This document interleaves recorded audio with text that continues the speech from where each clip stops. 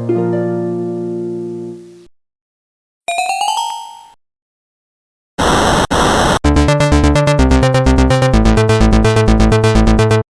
guys, this is talkingmallu. എല്ലാവർക്കും സുഖമെന്ന് വിചാരിക്കുന്നു. ഇന്ന് നമ്മൾ കാണാൻ പോകുന്നത് കുറച്ച് പ്രായം ചെന്ന ഒരാളെയാണ്. എന്നാൽ പ്രായം വെറും ഒരു നമ്പർ മാത്രമാണെന്ന് വീണ്ടും ഓർമ്മപ്പെടുത്തുന്ന രീതിയിലാണ് ഇവൻ്റെ ഈ വരവ് കാണുമ്പോൾ എനിക്ക് തോന്നുന്നത്. ഇത് മറ്റാരുമല്ല, ഇവനാണ് നമ്മുടെ ഹീറോ ഹോണ്ട CBZ.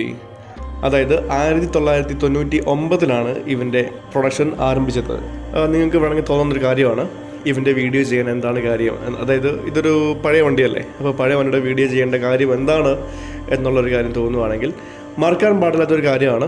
അതായത് പുറകിലേക്ക് നോക്കുവാണെങ്കിൽ നമ്മുടെ ഇന്ത്യയിലെ തന്നെ ഒരു ചരിത്രം സൃഷ്ടിച്ച ഭീകരനാണ് ഇവൻ. അതിനുശേഷമാണ് നമ്മൾ ഇന്ന് കാണുന്ന ബജാജിൻ്റെ പൾസർ സീരീസ് തന്നെ തുടങ്ങിയത്. ഇൻഫാക്റ്റ് ബജാജിനെ അതിനുവേണ്ടി പ്രേരിപ്പിച്ചത് തന്നെ നമ്മുടെ CBZ ആണെന്ന് വേണം പറയാൻ. ഇവൻ ആദ്യമായിട്ട് ഇറങ്ങിയ ടൈം നോക്കുവാണെങ്കിൽ ഇവനെ വെല്ലാൻ മറ്റാരും തന്നെ ഉണ്ടായിരുന്നില്ല എന്ന് വേണം പറയാൻ. പിന്നീട് 2001 ബജാജ് പൾസറിനെ കൊണ്ടുവന്നത്. സോ നമുക്കിനി ഇവൻ്റെ വിശേഷങ്ങളിലേക്ക് കടക്കാം.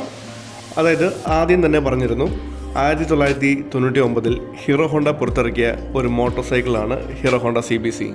ഇവൻ്റെ എൻജിൻ എന്ന് പറയുന്നത് ഹോണ്ടയുടെ തന്നെ ഒറിജിനൽ 156.8cc സിംഗിൾ സിലിണ്ടർ എൻജിനാണ്.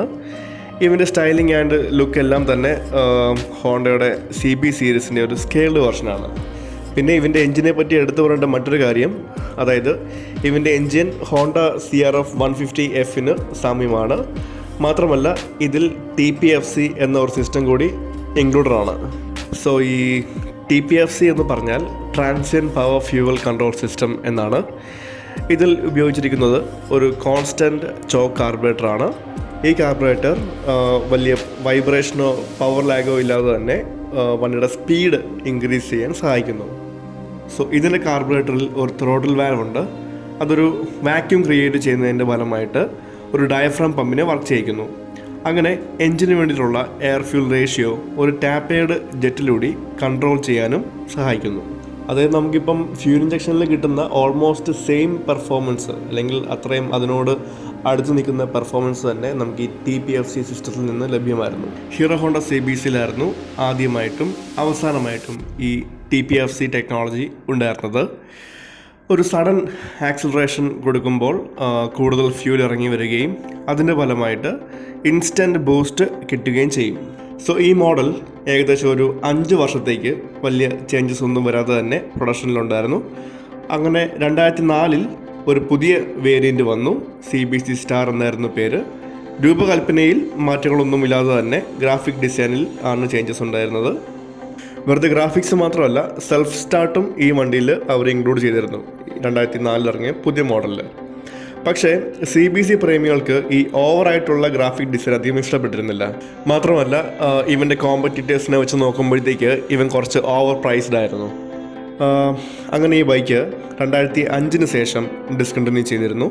പിന്നീട് 2 വർഷത്തിന് ശേഷമാണ് CBZ എക്സ്ട്രീം എന്ന ഒരു പുതിയ മോഡൽ വന്നത്. പക്ഷേ നമ്മുടെ പഴയ CBZ ആയിട്ട് പേരിൽ മാത്രമേ സാമ്യം ഉണ്ടായിരുന്നുള്ളൂ എന്ന് വേണം നമുക്ക് ചിന്തിക്കാൻ. പിന്നെ ഇതിൻ്റെ പണ്ടത്തെ കാലം പറയുകയാണെങ്കിൽ എല്ലാവരെയും അതിശയിപ്പിച്ചിട്ടുള്ളൊരു ഡിസൈനായിരുന്നു ഇത്.